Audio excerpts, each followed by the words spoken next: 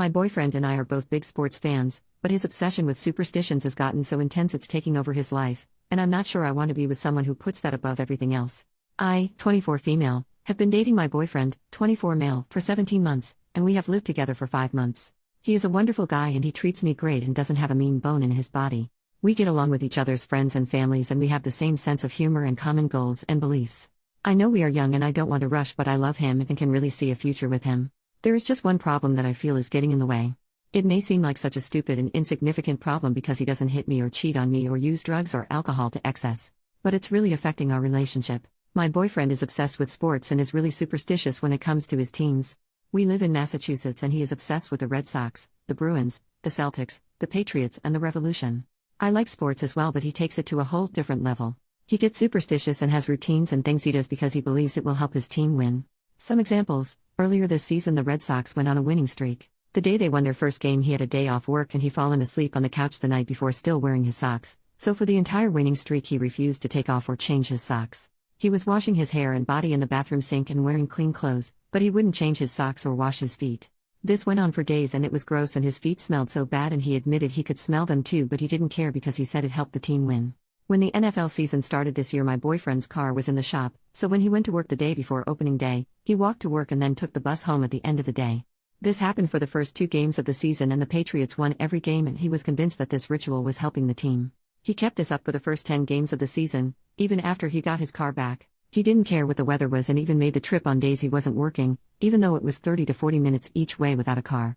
2 mutual friends of ours got married on November 28th of last year and he couldn't make the trip because we had to go out of town for the wedding. He was actually thinking of skipping the wedding, but I talked sense into him and he went, although he was tense the whole time. The next day the Patriots lost their first game of the season after winning 10 games in a row. He was pissed off and still blames me for it, and by blame me he just says it is my fault. He doesn't do stuff like yell at me or refuse to spend time with me. Just for clarity, he is not abusive. He has certain rituals for game days. He will only eat certain foods or drink his coffee a certain way or go to a certain coffee shop or gas station. For the last Bruins season he went and got coffee every morning even if he didn't want coffee. He has certain brands of shampoo depending what sports season or playoff it is. He will change his hairstyle or not shave if it is the playoffs, or he will only sit in a certain seat in the living room during the game. When we moved in together I moved in with him because my lease was up but he still had 6 months left on his. The plan was that after 6 months we would find a bigger place. I have an almost new living room set with a couch, love seat and 2 recliners. His living room furniture is ripped and on the verge of breaking. He insisted on keeping his because he doesn't know the temperament of my furniture when it comes to the teams. Seriously.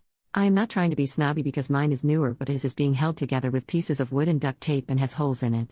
I know compromise is important and at the time it wasn't a hill I wanted to die on, so I agreed to keep his furniture and give mine to my parents because they were looking for replacements, but now in the big picture I see why it was a problem. Another example is our wedding. We aren't planning on being engaged or married yet, but we have talked about the future. He has said that if we ever get married and engaged, the proposal and wedding would have to be on days when none of his teams are playing because he doesn't want the wedding to influence a game or winning streak or something, because we can't have a wedding every day for the team to win. So far he thinks July or August because 3 of the 5 teams, Bruins, Patriots and Celtics, are on the off-season and there will probably be a day when the Red Sox and Revolution aren't playing. He can't guarantee it will be a Saturday though. I am not saying anything for now because we aren't at the wedding or engagement stage, but it bothers me that he is so serious about this that it would affect our wedding. If we did get married and it was a game day I wouldn't even mind getting married sometime before the game was on and then have TV with the game at our reception. As I said, I'm a sports fan also, and I like the same teams he does. I enjoy watching sports but I think he takes it too far. These are just some examples, there are many others. I have tried talking about this and he's saying I don't understand how important all this is. As I said, he doesn't pick fights with me or yell or mope or anything and he doesn't get emotionally or physically abusive. His family members are sports fans also and they say he has always been like this.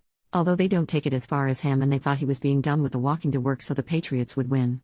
I convinced him to talk to a therapist about these compulsions and that included couples therapy where we could talk, and he agreed to go, but the therapist said he didn't have a problem and was normal, and yes, he was honest in therapy, at least when I was there. I wanted a second opinion so I picked a therapist and the same thing happened. So now he is convinced that he doesn't have a problem and I just don't understand. Like I said, he is wonderful in every other way. He is a good person, he isn't a snob to anyone and he treats me well and doesn't cheat or be abusive. He spends time with me and is attentive. And even when we debate about his sports obsession he doesn't yell or get mean. I love him very much and I can see a future for us. I enjoy watching games with him. But his obsession and superstition with sports is giving me second thoughts because while I like sports my life doesn't revolve around them. Since 2 therapists have said he is normal and not mentally ill or anything, he is convinced this is fine. We are due to move into a bigger place in a month, and while we haven't signed the lease yet, I'm not sure I want to do it without addressing this, but I don't know what else to do to make him listen. Am I being irrational and not understating, or am I right to be concerned about this and thinking of ending it? If anyone has any advice or thoughts, I would appreciate them. Thank you in advance for reading. Update 1 year later. Firstly, I would like to thank everyone who posted supportive and kind comments. I'm sorry I didn't answer them all. I had posted with a throwaway and some stuff had happened and I had forgotten I posted for a while. Now things have kind of evened out and I wanted to give an update for everyone who was supportive. He is now my ex-boyfriend. I read all the posts in a few days after I decided to talk to him again. It didn't go well at first, and that should have been a sign. There was a Red Sox game on when we were both home from work and they lost, and he was upset with me for talking to him and not letting him focus on the game, and interrupting the things he had to do. He was convinced they lost because of that and we had a huge fight. I should have ended it there. But I didn't. The next day we were both off work and he got me roses and cooked me lunch and there was candlelight and music and he asked me to dance with him there in the living room. He apologized and promised he would do better. He acknowledged it wasn't fair to me and said he wanted to get help and see another therapist. He talked about the future and us having a life. I stupidly listened. He did make an appointment with a therapist. He talked with me about his feelings and how I was feeling. He said he agreed that we would get new furniture for our new place. I tried to give him some space regarding his habits because he was committed to seeing the therapist and changing, and I didn't want to push him and him end up saying forget it. He was much more attentive though. I thought he changed or was at least really trying, but I was wrong. A week or so after we had fought and made up and he made the therapist appointment, something else happened that turned my life upside down. I had a mole on one of my arms, but I never thought anything of it. I had a new coworker and she pulled me aside one day and said she didn't want to scare me or be weird, but she is a 2-time skin cancer survivor and the mole did not look good. She stressed that I needed to see a doctor. I wasn't going to and she was noncommittal and she begged me to go. It turns out she was right and she saved my life. I made the appointment thinking the doctor would look in it and it would be no big deal. I had that mole for a while and never paid much attention to it. It was melanoma. I had to have surgery to remove the mole as well as to check the lymph nodes to see if it spread. The surgery was scheduled for a day my idiot ex-boyfriend had tickets to a Bruins preseason game.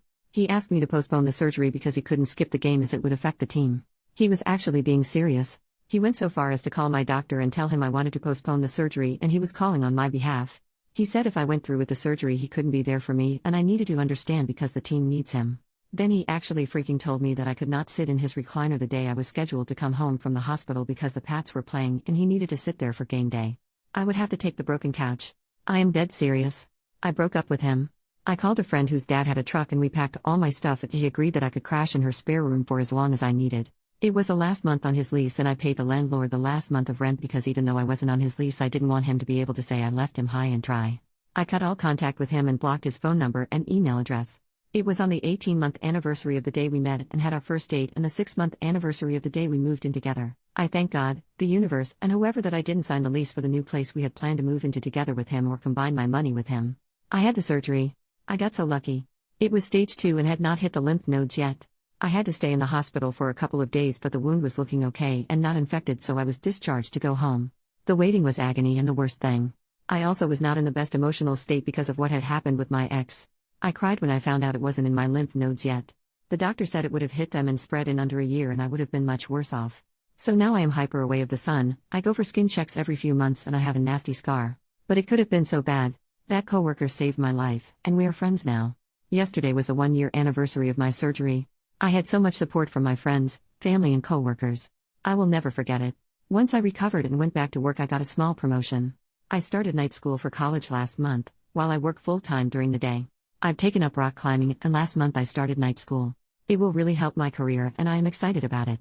I'm single since I broke up with my ex, but on Monday I had an impromptu date at the juice bar with a guy I'd bumped into at the gym. It felt good just to be social again and he seemed nice. That's my update. I want to thank everyone again. I haven't seen or talked to my ex since I broke up with him and left.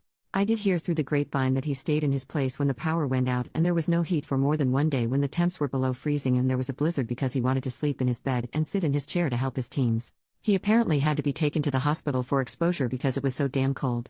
If he doesn't want to change, that's his problem and not mine now.